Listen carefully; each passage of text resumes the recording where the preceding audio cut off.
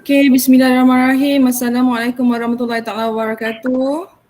Selamat petang. Sekali lagi kita bersua muka di dalam program Santaps ataupun sesi perkongsian santai tapi santai. So insyaAllah bersama tamu kita pada hari ini iaitu staff daripada Finance Division, Brother Opa kita, Brother Muhammad Syahid Azizan. Brother Opa. Tapi kalau Jepun dia tak panggil Opa kan? Oh yeah, tak panggil. Kan? Opa. So konnichiwa, selamat petang. Betul? Konnichiwa.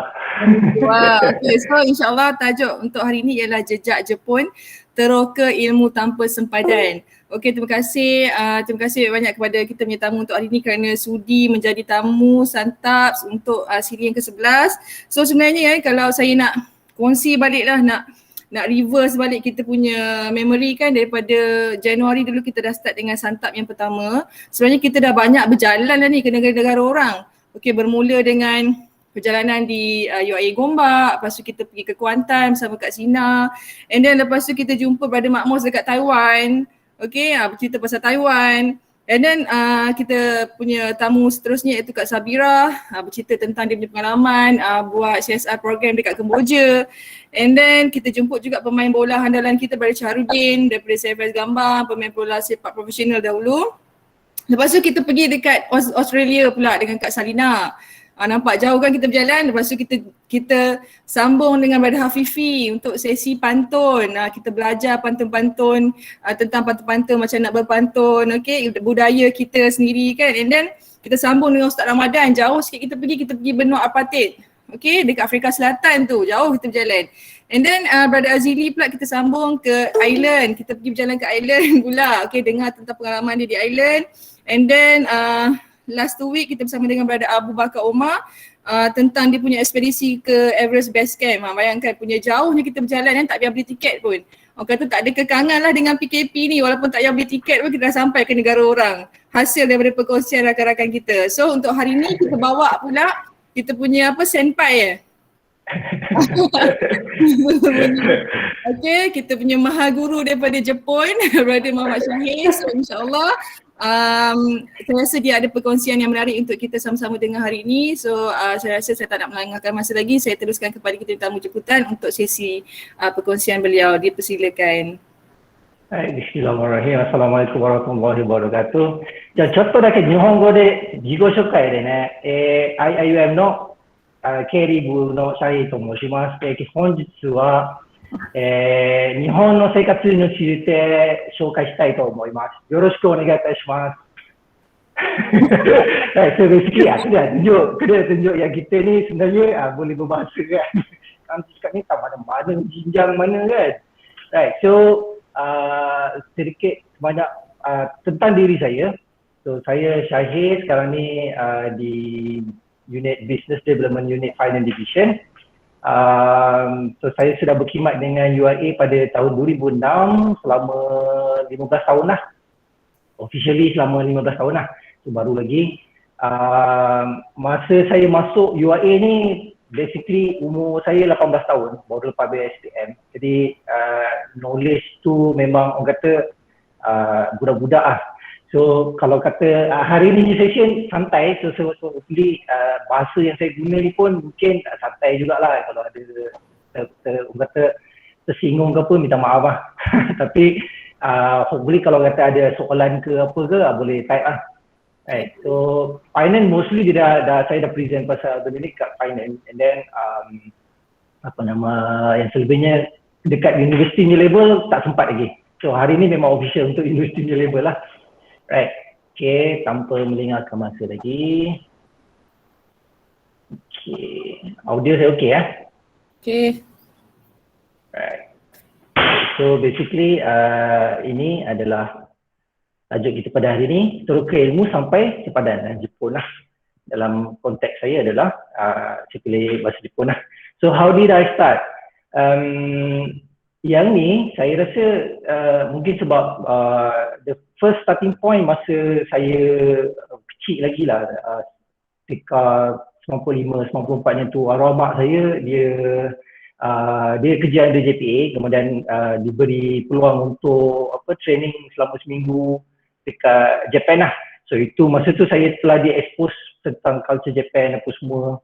Dan starting that year pun saya rasa banyak benda tentang Jepun pun telah diketengahkan kat Malaysia ya.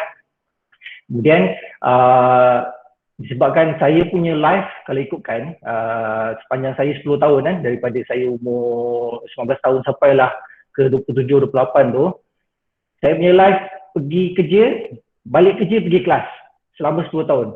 So at one point jadi macam bila saya dekat saya sambung PJJ diploma, starting dengan diploma, and then degree pun PJJ juga. So kelas tu hari-hari Isnin sampai Jumaat.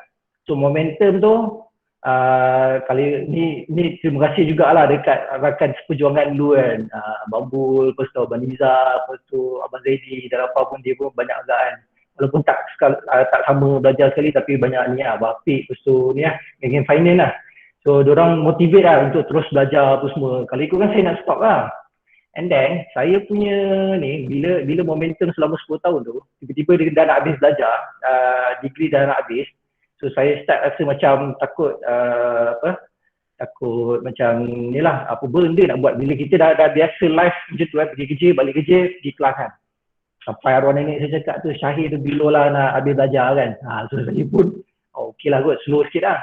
Tapi masa tu kenapa bukan master? Kenapa bukan master study lah? Sebab ada yang sambung master semua. Tapi saya ni kalau ikutkan, saya more on the skill lah. Kemudian saya put that satu orang kata benchmark supaya saya ada tahu benda saya nak, kemudian bila boleh pulang modal. Sebabnya kalau kata sambung master tak pasti lagi bila nak naik pangkat, kemudian bila pula nak cover balik walaupun kita boleh mengajar part time apa semua kan. Tapi alhamdulillah, dan masa ni saya dekat ISTEC tahun 2014 macam tu. So saya kat ISTEC. So saya terima kasih banyak jugalah kepada Prof Kamal kan. So tanpa segan silunya saya pergi jumpa dia, approach Prof Kamal, tanya pendapat lah. Sebabnya saya takut juga kalau belajar bahasa ni takut macam orang kata, kenapa kau nak belajar bahasa kan? So akan banyak isu dia lah, akan banyak ada persoalan dia. Jadi point Prof Kamal senang je. Dia kata sebab as long ilmu tu kita tahu kan, selagi kita hidup ni kita ni lah orang kata dituntut untuk ni lah teruskan kan. Dan yang paling penting sekali dia memberi manfaat lah. Dan saya put that rasa saya punya macam pegangan saya. Dan sebab tu saya terus decide untuk ni lah belajar bahasa Jepun lah. Okay, so itu starting point dia. Dan bila dah macam tu saya cuba consult dengan finance dan juga Dato' Zudi lah, sebab dia dekan dekat ISTEC masa tu kan. Sebabnya saya akan ambil cuti selama sebulan. Yang ni sebenarnya kerja gila jugalah, sebabnya kalau ikutkan kita akan spend masa dengan duit sebab kalau masa tu memang definitely kita takkan dapat balik, tapi duit tu saya pun agak risau lah. Tapi bila dah jumpa Prof Kamal semua tu, saya confident lah, okay boleh lah. So then finance pun approve, and then dekan ISTEC pun approve. Dan saya ambil cuti and then go for full time study. So masa tu saya punya target adalah for speaking lah. So dalam masa saya target 6 bulan, saya dah boleh cakap fluent lah. And then apa yang berlaku selama sebulan tu, dia intensive class tau. So intensive class dekat Japan dengan kat Malaysia ni lebih kurang sama je, iaitu kita akan belajar 4 jam dekat Malaysia. Contoh dia normally 4 jam lah dekat dalam kelas. And then selebihnya kita kena buat division lah, self division. And then normally the next day tu akan ada quiz lah. And then the intensive class ni sama macam kat Japan. Cuma yang beza dia environment Malaysia lah kan. Saya masa tu belajar dekat Fahrenheit, so environment loyat dalam kan. Apabila ada pun semua, so bukanlah macam Japan. So and then kenapa Japan juga, satu lagi dia macam ni tau. Kalau ikutkan macam dia ada 2 jenis. Seorang yang betul-betul pandai, maknanya dia akan fly ke sana under sponsorship lah, scholarship kan. Secondly, yang ni yang kaya lah. Dan saya tak tergolong pada dua golongan ni lah. Tak kaya pun tak ni. Jadi kena usaha lebih sendiri lah. So satu saya take that as initiative, kemudian saya ni lah start. Dan selama 6 bulan tu, dia tak habis macam tu. So saya spend lagi masa saya. Lepas habis 1 month punya internship class, saya go for the night class. Dan masa ni tiga kelas dan 3 language school yang berbeza. Sebab apa? Sebab saya target nak 6 bulan tu terus fasih So dia tak senang lah. Maksudnya kalau kata kita nak achieve that level, memang kena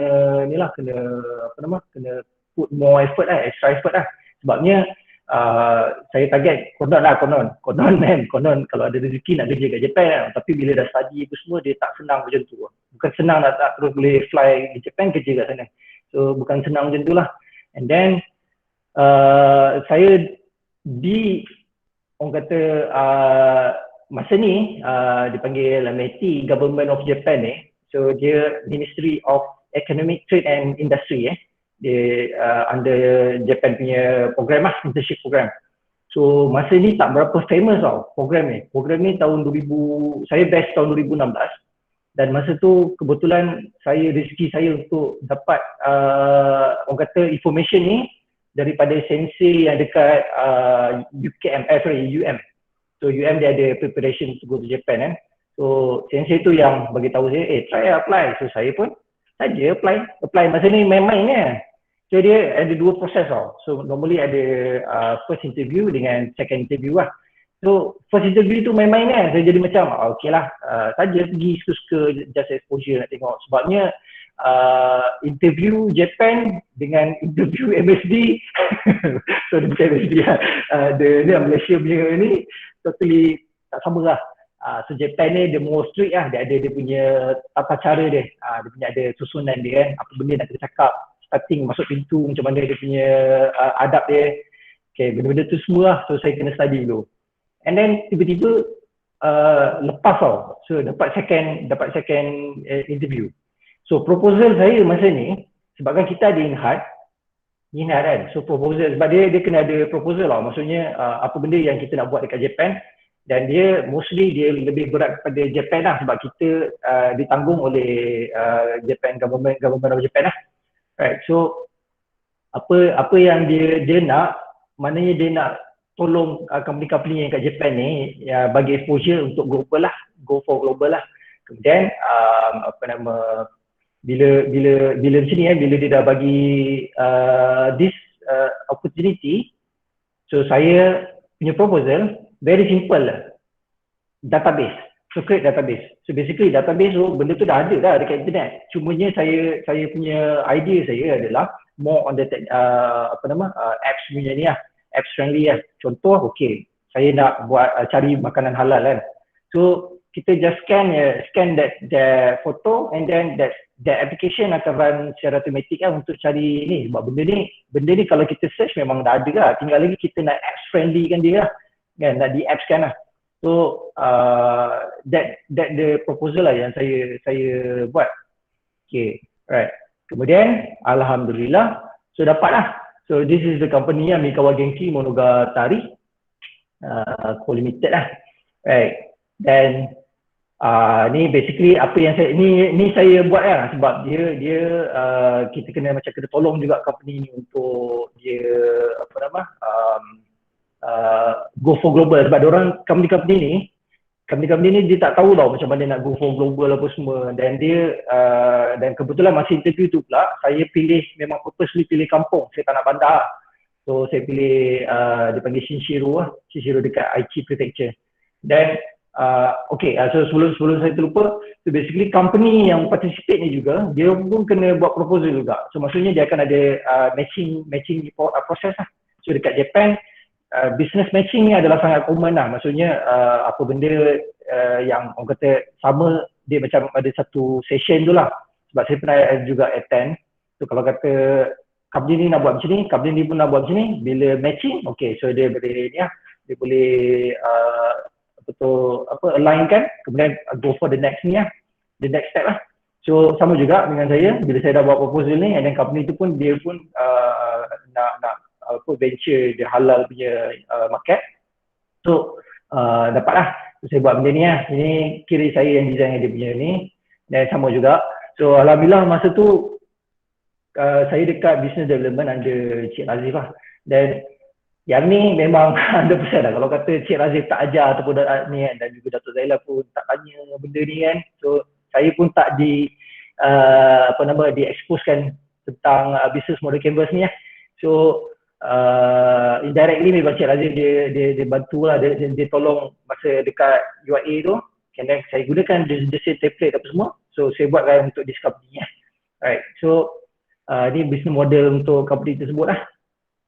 And then, okay, so yalah ni saya ni lah orang kata apa, merangkap designer juga. So saya jadi designer, saya buat dia punya company profile.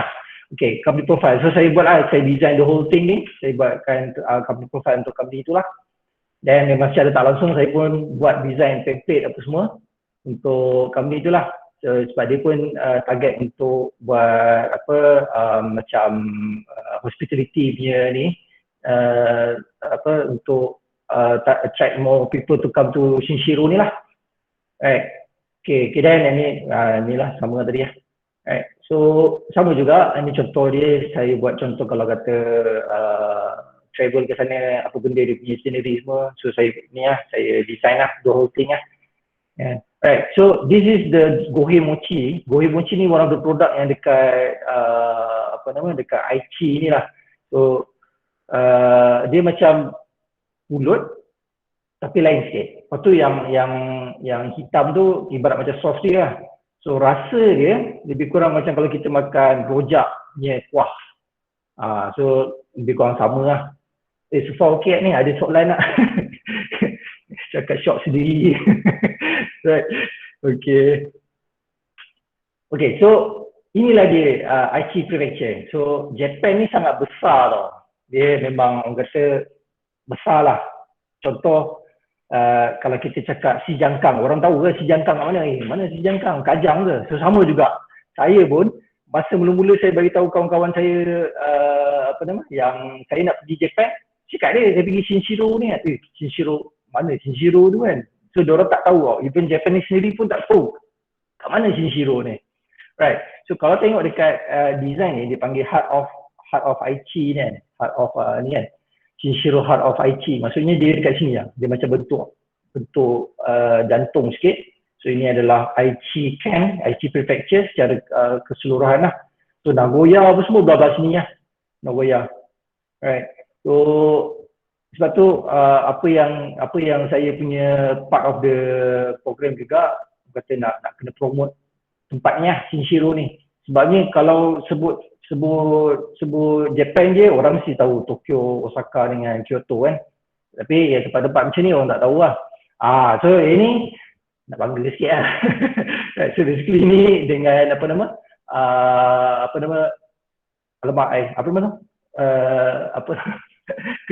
Datuk Bandar, Datuk Bandar Shinshiro. Okay, so ni masa yang bila part yang terakhir sekali, bila dekat nak habis tu, so saya macam buat presentation lah pasal apa benda yang telah saya dah buat selama 3 bulan tu, 3 bulan punya internship program tu. Then ni reporter datang apa semua tu lah, biasalah di publicity lah kan, yang kena buat daripada Malaysia, entah mana-mana kan. Okay, Shinshiro ni maksud dia apa tau? Maksud dia Kota Baru, Newcastle. So sebab tu yang company yang Mikawa Genki ni, dia pernah datang dekat Kota Baru. Sebabnya Kota Baru tu nama dia Shinshiro, Newcastle lah, Newcastle. So itu maksud Shinshiro lah. Then yang ni part of the program lah. So yang ni secara orang kata secara tak langsung je ni, sebab saya pergi sini sebenarnya bukanlah kita nak pergi tokong untuk apa kan, tapi sebab macam sebab kita nak promote tempat tu kan, kita kena ni lah, kena tengok apa benda ada kan. So yang kat dalam ni katanya adalah pintu dia punya orang kata bahala dia apa semua yang double bertahun-tahun tu kan. So kita dengar je lah kan.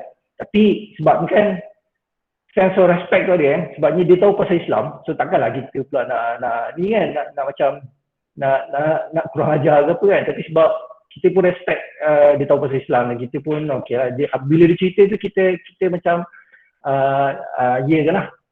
So ni dia keluar kat TV program lah, kebetulan juga tengok. Right, so ini yang starting point lah. Yang tadi tu cerita pasal company tu. Right, so ni ini barang-barang yang saya bawa ah. Dan yang kelakarnya yang Sardin ni ada tiga team je. So sebulan makan satu lah kan. Dan saya tak fikir pun sebenarnya ada yang kalau Indonesia punya group dia bawa satu bag khas untuk makanan dia. So saya tak fikir, jadi saya bawa just ni lah perencah-perencah lah kan. Yang selebihnya konon dengan harapan kita ikhtiar sendiri lah. Right, so dan alhamdulillah best saya masa tu kita orang training selama 5 hari. So masa dalam training ni, dalam proses training ni kita akan belajar macam mana culture Japan lah. Sebelum ni kita hanya dengar macam mana cara dia communicate apa semua, cara nak bagi business card apa semua tu kan.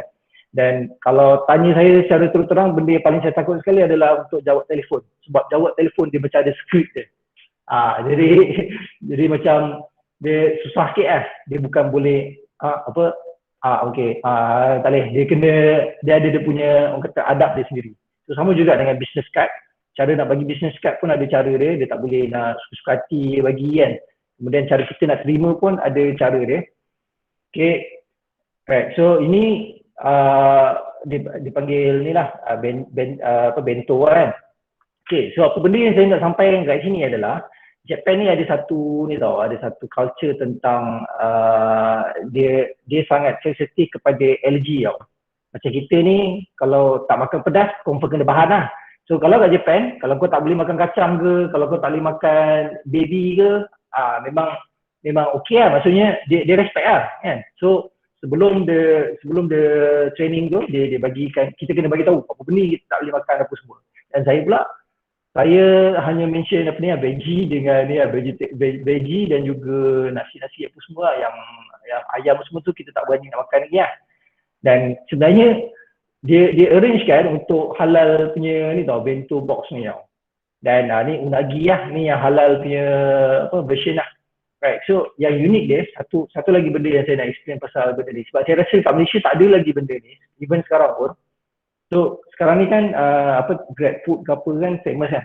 So benda ni dia ada satu device tau. Kita tarik je tali tu, nanti dia akan automatic heat the box. So kita makan walaupun kita sampai benda tu sejuk, tapi bila kita tarik dia tali tu dia akan macam meletup, lepas tu nanti dia akan panaskan makanan dalam box ni lah.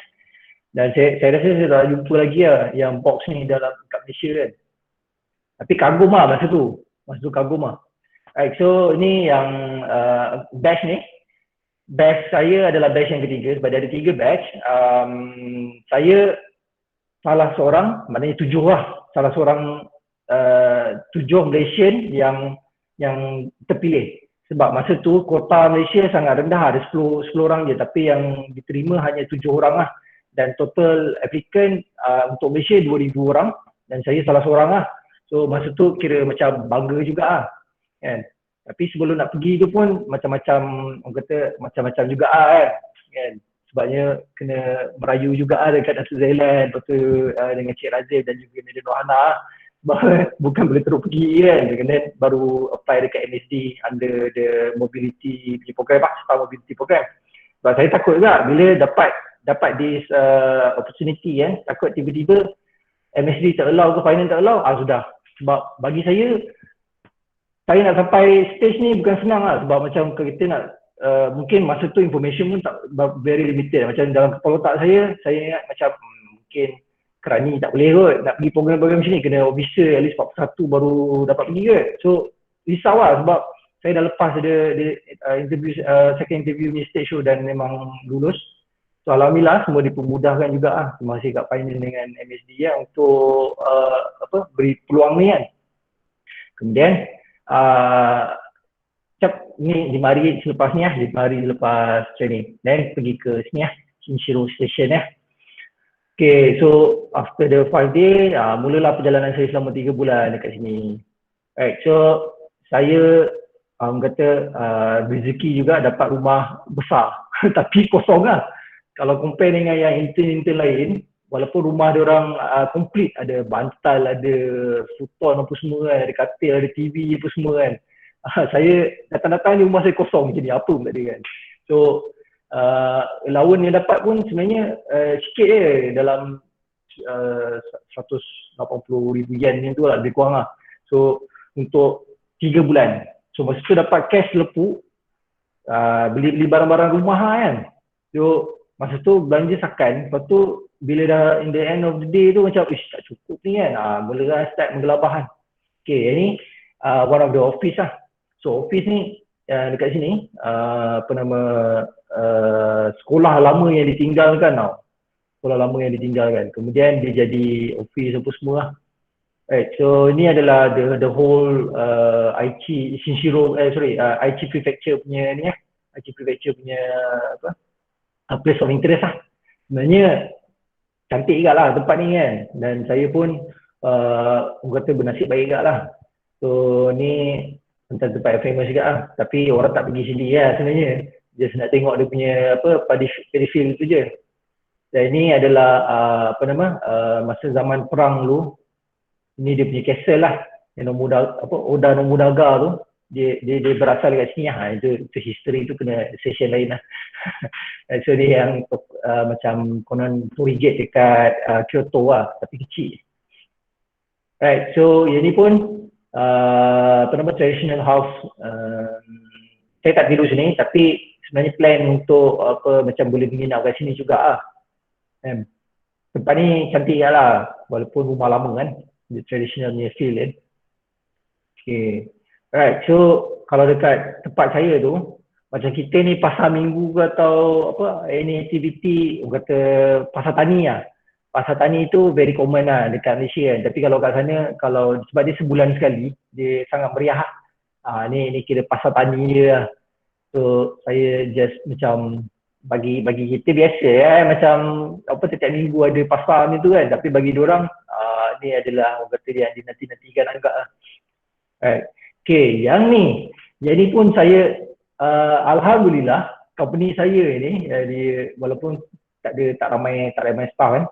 2 orang diberi kelonggaran untuk saya menunaikan solat Jumaat lah. Sebabnya antara benda yang saya risau adalah untuk solat. Sebabnya kalau kata waktu solat tu kan dia dekat Jepun kan cepat kan. So saya dapat pergi ni orang kata full marks lah, dapat pergi selama 3 bulan tu setiap minggu dapat pergi lah. Alhamdulillah, so dia allow kan. So untuk sampai ke sini pun tak senang. Mengambil masa dia selama 2 jam. Maknanya 1 jam naik train dan 1 jam lagi 1 jam lagi naik bas untuk sampai ke Toyohashi Mosque ni. Dekat Toyohashi Mosque ni ada universiti. So dekat situ ada pelajar Malaysia dan Indonesia lah, banyak lah. Right, so ini memang kata sebab saya duduk jauh kan, kadang-kadang tu ini je lah harapan untuk beli bekalan ayam tu kan. Kadang-kadang tu nak dapatkan daging ayam beku tu pun ikut-ikut nasib sebab beli online mahal tau. Kalau kita shipping kat Malaysia ni orang kedekut nak bayar RM10, RM15 kan. Kalau kat shipping kat Japan tu lagi mahal. Kan? Dia boleh cover cost beli satu lagi barang. Okay, so alhamdulillah masa ni dapat dengan khutbah yang 3 bahasa. Kalau kat UAE Arab dengan English tu Malay kan.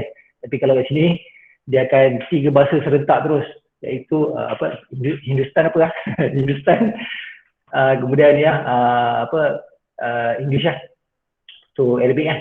Kemudian kenapa yang imam tu orang Malaysia yang dihantar ke sini lah. So kira kagum juga lah orang Malaysia jadi imam kat sini kan. Okay, ni antara aktiviti ni lah yang saya buat lah. So train very common kat Japan. And then masa ni adalah dah dekat autumn. So naik train ni bayar 8,000 yen. So pergi lah sampai satu destination tu. Sebenarnya bagi saya macam buat apa je kan naik train, lepas tu dah lah bayar 8,000 yen kan, mahal tu.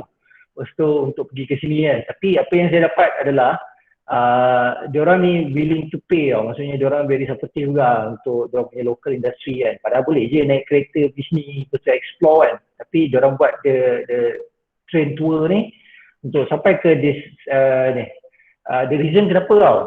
Yang ni, train ni, kita tengok train ni biasa je. Train ni muka dia sama je. Tapi bagi Japan, mana dia ada orang-orang yang kita panggil Densha Otaku. Densha Otaku ni maksudnya dia adalah sangat obses tentang train. Dan train ni hanya bergerak setahun sekali saja. Dan dia ada laluan dia. Dia tak akan berhenti dia tak akan berhenti kat normal train station. Dia akan berhenti dekat the designated ni lah untuk this program. So that's one of the unique dia lah untuk programming kan. Macam kita macam saya cakap tadi, buat apa lagi kan, kita bukan nak pergi train station tu kan. Tapi dia akan berhenti kat tempat-tempat macam ni. Sebab ni tempat-tempat macam ni takkan dapat akses kalau kita naik kereta. So dia hanya train ni je yang dia akan berhenti kat sini, kemudian boleh explore lah. So ni jambatan ni dia menghubung ke jalan, kalau macam kita UIA, kita sepah ikut jalan dalam lah kan. So dia kuat macam tu lah. So dia boleh tembus ke Shizuoka ikut jalan dalam. Okay, right. So ni konon-konon ni lah. Ni masa hujung-hujung.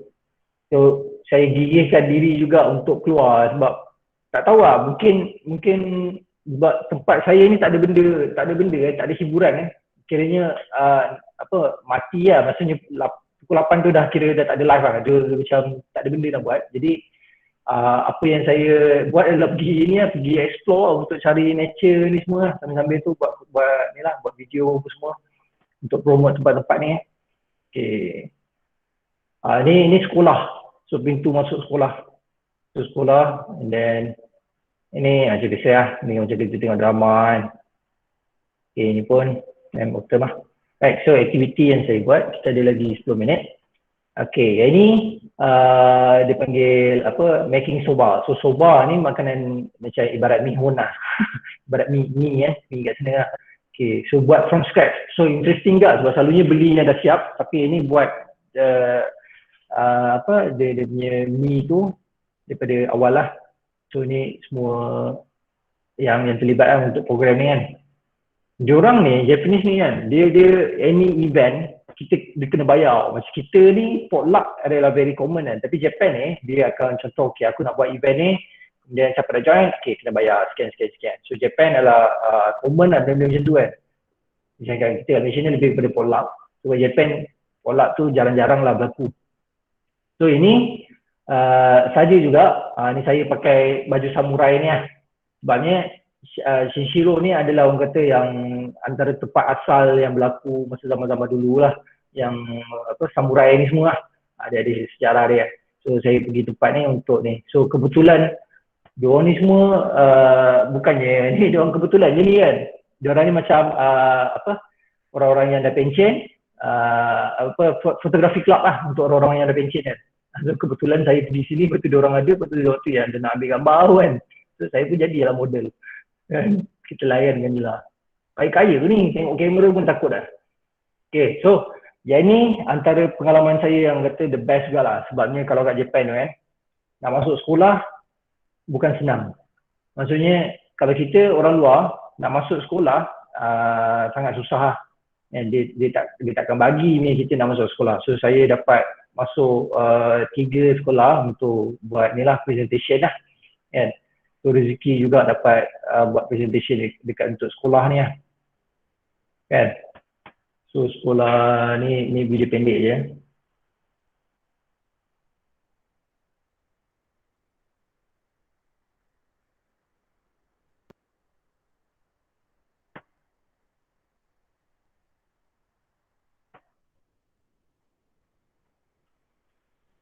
Kenapa dia ni? Alamak.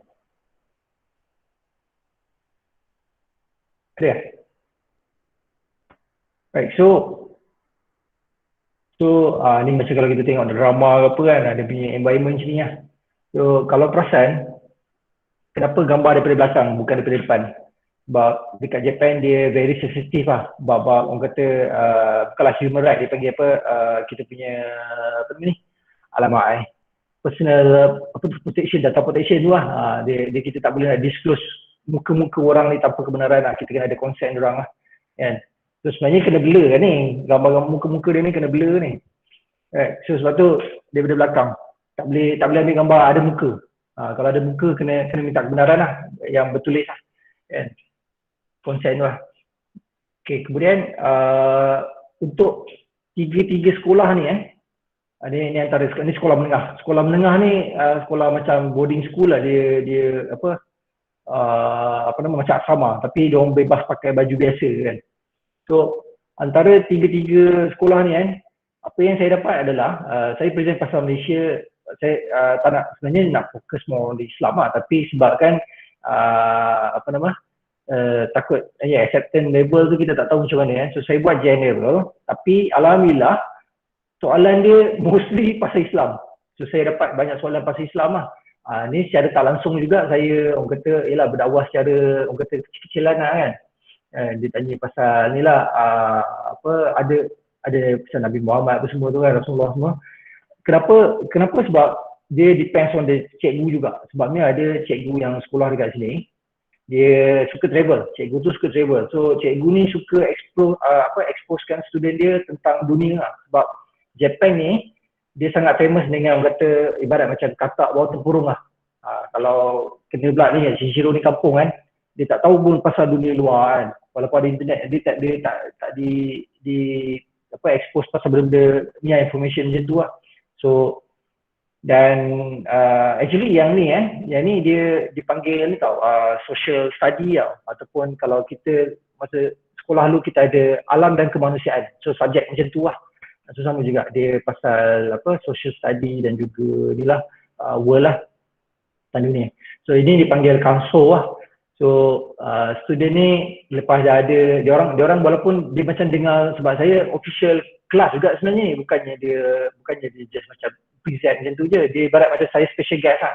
So student ni kena bagi feedback lah, apa benda yang dia belajar apa semua. So bila saya baca buku ni balik kan, memang agak terharu lah.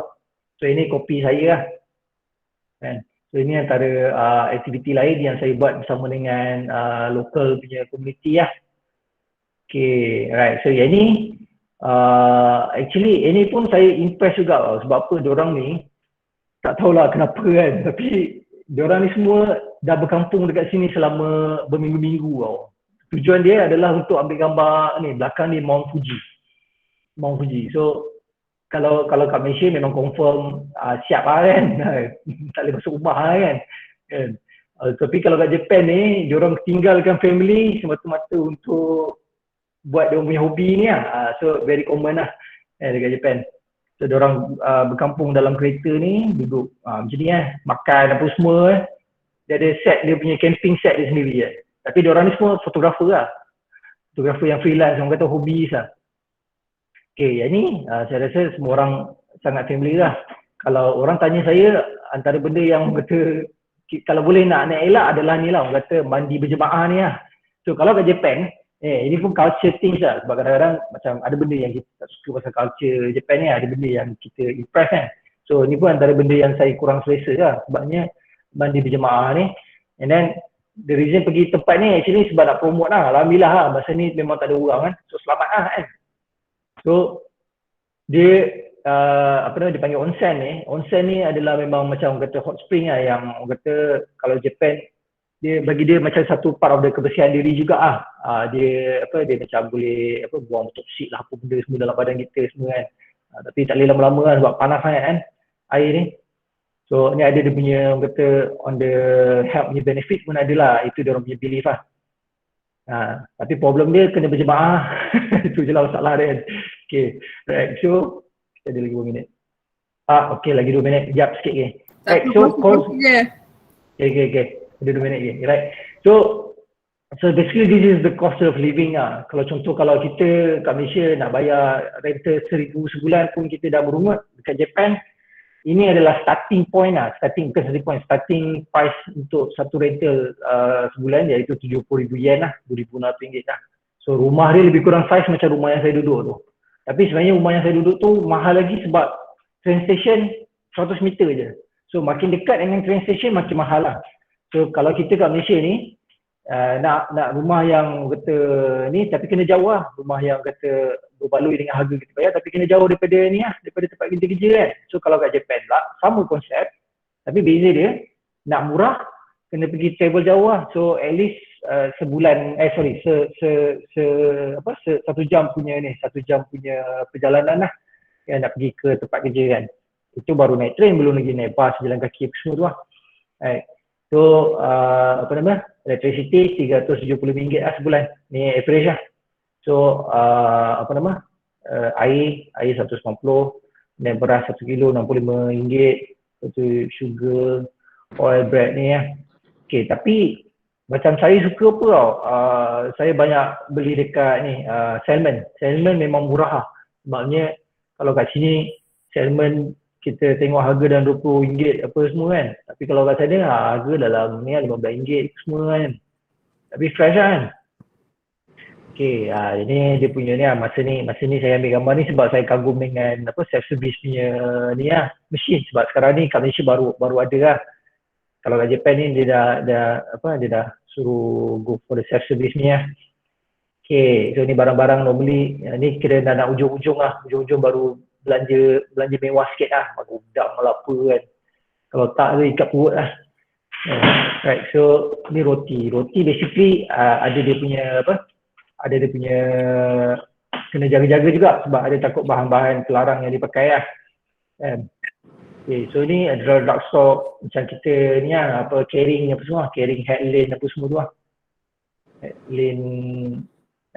So saya banyak habiskan masa dekat kedai buku dengan apa nama ni lah, kedai buku dan juga supermarket.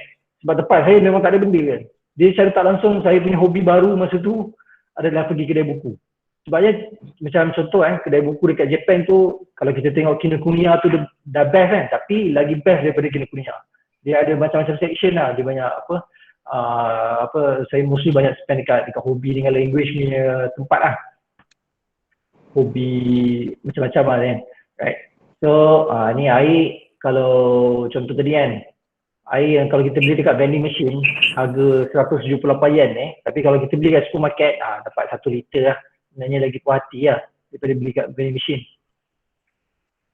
Okay, so ni saya pun tak tahu macam mana boleh macam ni. Jadi macam ni sebabnya rumah saya masa datang tu kosong, tapi nak balik dia jadi macam ni lah. Dia jadi mana datang barang banyak ni kan, tak tahu mana punca dia.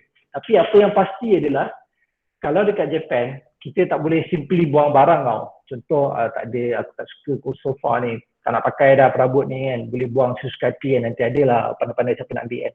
So kat Japan tak ada istilah tu lah. So benda nak buang-buang barang ni kena ada, orang kata sama ada kita kena bayar ataupun kita bagi kat ni lah, di carousel kan lah, benda macam carousel lah kan. Right, so saya dapat peti ais, saya dapat water dispenser ni, lepas tu saya dapat microwave apa semua kan. Jadi orang bagi tau, orang-orang dekat situ yang dia tak nak pakai, so dapat. Lepas tu saya dapat futon ni, lepas tu saya dapat dia punya heater. Dia time winter, seksa ni, lantai ni memang seksa betul lah. Sebabnya Japan punya structure rumah tak sama macam Korea. Kalau Korea bawah dia ada heater tau. Saya kat luar negara tempat lain pun saya bawah dia ada heater kan. Japan tak ada. Bawah ni macam kayu semata-mata lah. Tak ada benda lah. So agak sejuk lah lantai ni walaupun kayu. Alright, stay go to the thank you. Right, so thank you ni maksud terima kasih ya. Right. Okay, kejap. Right, so kita ada berapa minit lagi? Boleh, tak apa. Masih je. Okay, right. So UAE dah bagi saya 3 bulan kan. Tapi apa sebenarnya UAE dapat? Itu persoalan dia lah kan. Persoalan yang saya rasa ramai yang even finance masa sebelum saya nak ni pun agak orang kata berpeluh ni jumpa Datuk Zailan ni kan.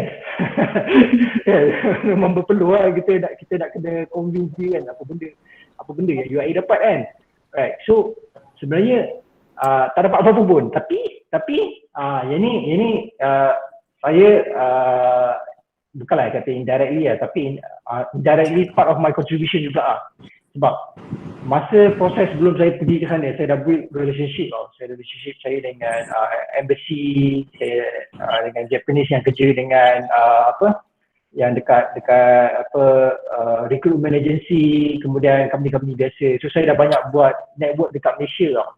So bila saya diterima dalam program ni, lepas tu kemudian bila balik Malaysia, dia dah bertukar tangan tau. Ada yang in charge tu Pasona tau. Pasona ni part of the recruitment agency yang dilantik oleh Meti tadi itulah. So setiap tahun dia berubah, tapi Pasona mungkin rezeki Pasona sebab dia dapat defend dia punya proposal, kemudian dia punya servis bagus semua. So government of Japan lantik Pasona. And then bila Pasona ni dia dekat Malaysia juga. Dan saya secara kebetulan saya dapat jumpa person in charge yang dia baru je sampai Malaysia untuk handle this program tau. So bila saya dapat jumpa this person, kemudian saya cakap dia, saya tak tahu nasib UM ni sebabnya mostly memang UM. Mesti UM tau. Student UM je yang akan dapat this kind of program tau. Sebab program ni dia memang sangat rare tau. Dia macam peluang tu bukan semua orang boleh dapat. Sebabnya the first thing adalah you need to have the language ability kan. Proficiency in Japanese lah.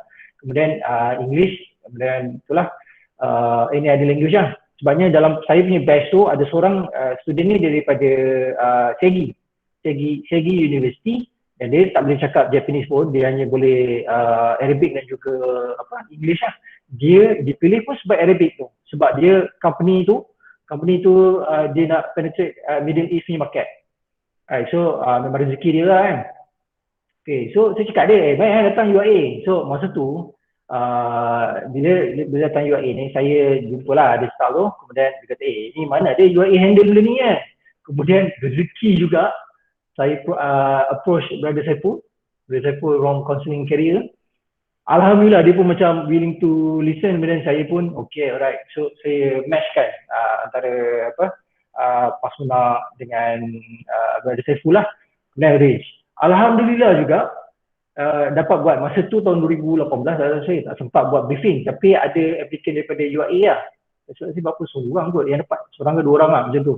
Kemudian yang tahun berikutnya tahun 2019 tu benda yang sama juga, dan dia kali ni dapat masuk Pasona dapat masuk UIA untuk buat bagi briefing apa benda program ni, apa benda, sebabnya benda ni memang opportunity yang kalau orang tak tahu kan, orang jadi macam kita apa lah kan.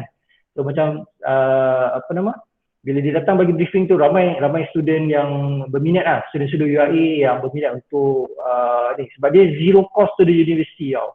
Dan semuanya 100% dibiayai oleh government Japan lah.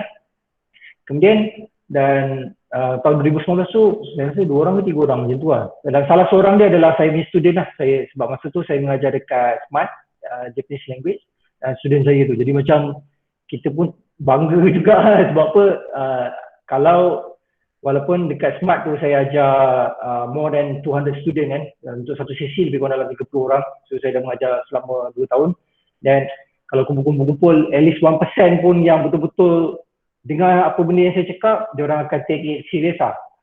Dan ada student yang alhamdulillah memang student saya yang dapat that program, dia memang betul-betul dia nak, dia tahu benda ni bukan senang nak dapat ni, sebab peluang ni 10 je dia punya ni, 10 kota Malaysia 10 je, dan over the year dia increase lah. Dan tak salah saya masa tu 30 orang kot Malaysia punya ni.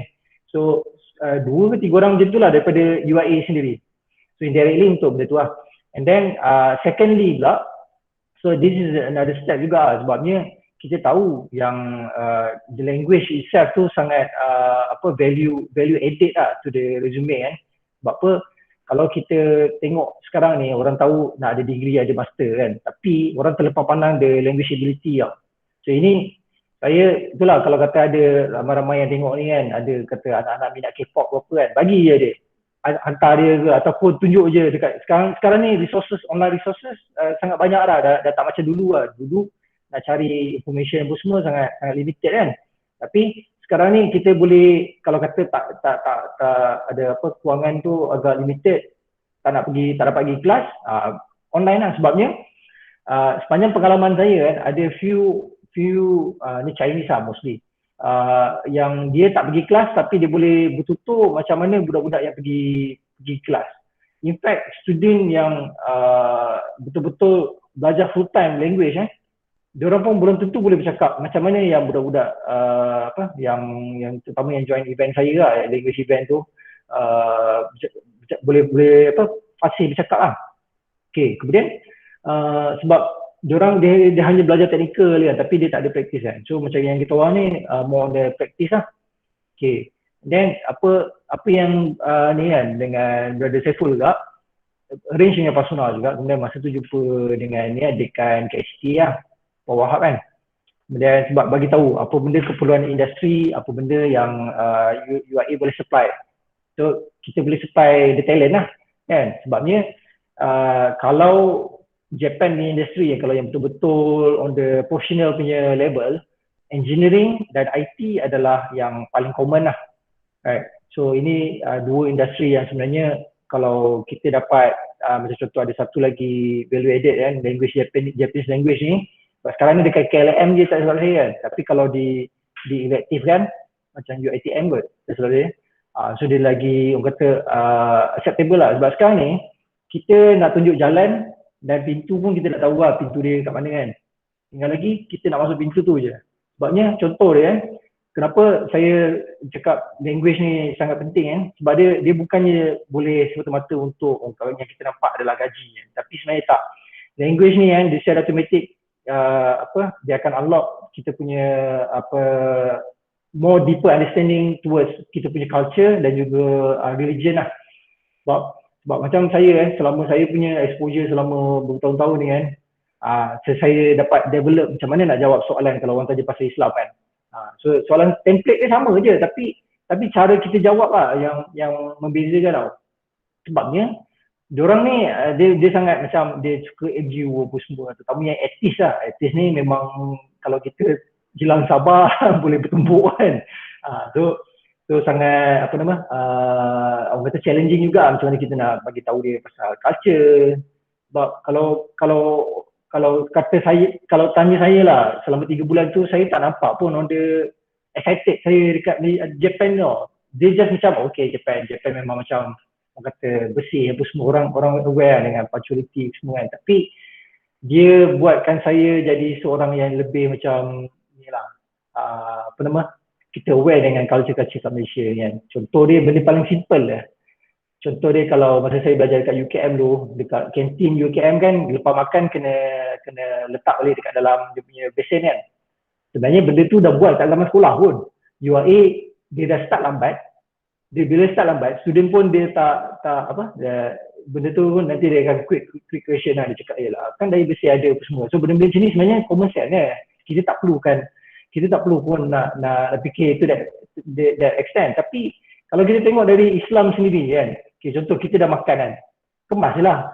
Sebab kita bagi kemudahan dekat orang lain kan. So benda-benda macam tu yang sebenarnya dia trigger saya punya macam broaden my perspective lah. Sebab kalau tak ni kan saya pun sama kan. So secara tak langsung whatever culture Japan ni dia lebih kepada apa benda orang buat, dia orang pun tak nak jadi alien, dia buat juga benda yang sama. So sama juga macam beratur apa semua. So itu je lah yang membezakan lah. Nampak lebih 10 minit.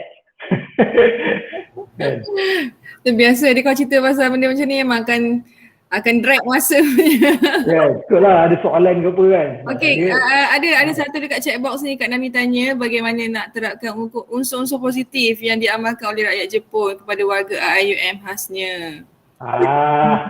Ya ini pun paling simple lah. Macam saya cakap tadi, yang tadi makan tadi. Kemudian nombor 2, kebersihan tandas lah. Kan? Sebabnya, yang ni saya tak tahulah kenapa kan. Okay, kalau kata semua orang pernah pergi gardens kan.